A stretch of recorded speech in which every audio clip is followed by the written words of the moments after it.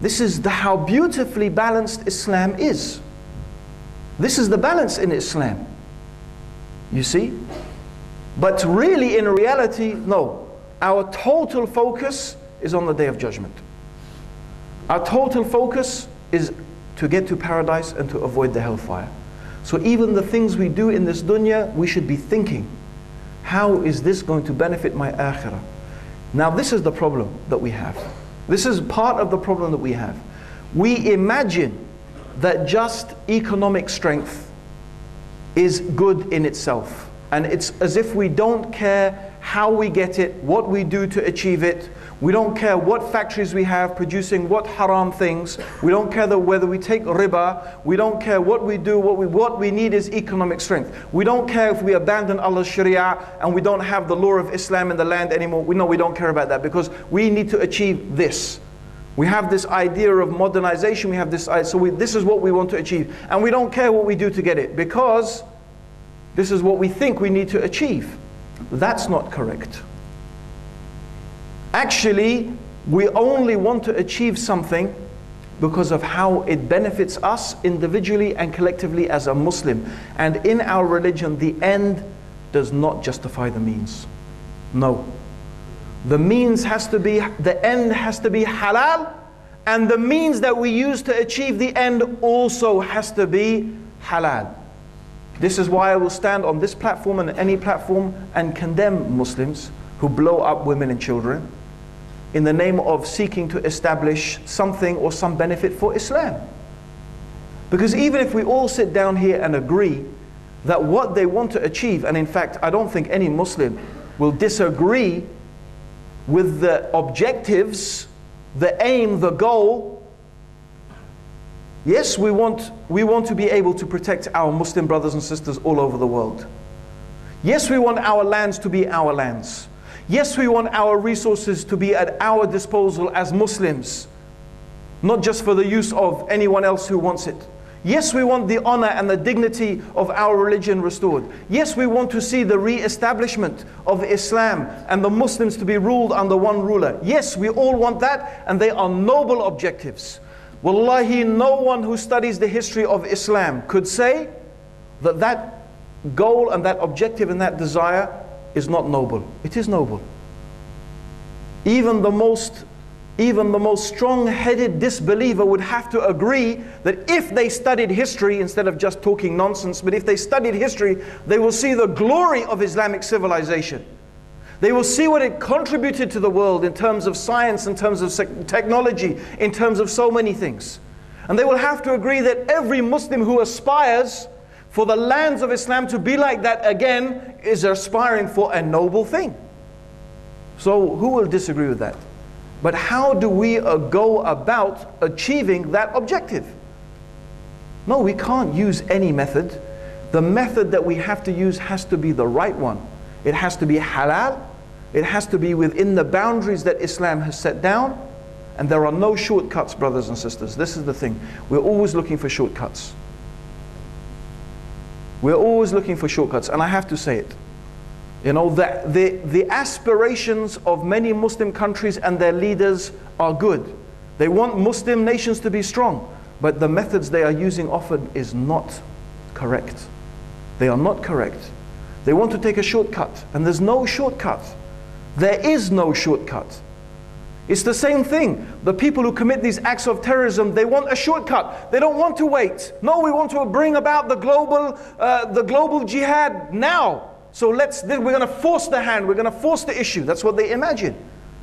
But what will they do? They will only delay more and more and more what they want to achieve. So there is only one way to achieve it. And that is the long way. It's a long way.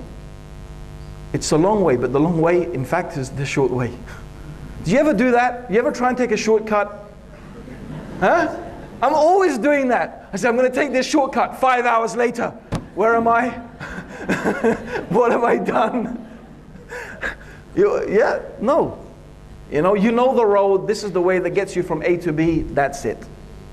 So the road that is going to get us from A to B is what I've been talking about tonight. Nothing is going to make the Muslims strong again except that the things that made the Sahaba strong.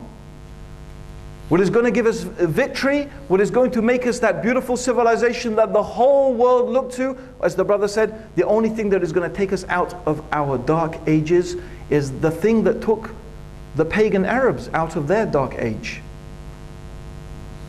That's it. And that means we have to follow exactly the revelation that Allah subhanahu wa ta'ala has sent down. We have to remove those corruptions and those distortions, and we have to come back to that pure, uncorrupted religion. Now let me just give you one very beautiful example of the Muslims today. There was this is just an example, a parable. There was a country of people who lived by a river. And this river was the water from it was very pure. Was a very pure river. It came straight from a spring, which was straight from the mountains. It had nothing, no pollutants, nothing in it. So the people drank from this water, and they irrigated their fields with this water, and their animals drank from this water. And as a result of that, these people became very strong. They became very prosperous. But as these people became strong and prosperous, they neglected this water. They began to pollute it. They began to pollute it. And as they began to pollute the water supply, and they began to drink it, they started to get ill. And they began to become sick. And their animals became sick. And then what happened was their industries declined, their wealth declined, and then their enemies began to attack them. And they couldn't defend themselves against their enemies because they were sick. So in this country, different groups of people arose trying to solve the problem. One group of people said, we must fight our enemies. Let's leave everything, let's forget everything. We will fight against our enemies and we must kill them and slaughter them. That's our problem, we fight the enemies. The other group of people said, no. We see, how can we fight our enemies? We are sick. Look at us. We need hospitals. We need to open business institutions. We need to re-educate the people so the economy can become strong again. That's the things we need to do. So we need hospitals and universities, and that way the people can become strong again. And then there was another group of people. They said, you know what we need to do? We need to clean the water supply. Because that's what made us strong in the beginning. And when the water supply became polluted, that's what made us weak. What's the point in fighting our enemies? We'll still be sick. What's the point in opening hospitals and businesses? We will still be sick. No, what we need to do is purify the water. And once again we drink from that pure source, then once again we'll become strong. And unless we drink from that pure source, and unless we do that, we will always be weak. So brothers and sisters, brothers and sisters, who do you think really had the right solution to the problem? Yeah, you know, it was the last group, the group who wanted to purify the water supply. And this is the example of the Muslims. This is the example of the Muslims. Some are saying we have to fight jihad. We have to fight our enemies at all costs. All of us must leave everything and go and fight the enemies. Another group is saying, no, we need to improve our education. We need doctors, we need nurses, we need hospitals, we need a strong economy, we need roads, we need factories, we need all of these things. But there is another group of people, and unfortunately they are very few. They are saying, no, we need to go back to the true Islam, because Islam is what made us strong. Allah's book, and following the book of Allah, and following the way of Prophet Muhammad sallallahu alaihi wasallam, that's what made us strong. That's what made us the nation we are today. That's where our strength came from. But we polluted it, and we corrupted it, and we started following other things and innovating and corrupting this beautiful religion. And that is the reason we are sick.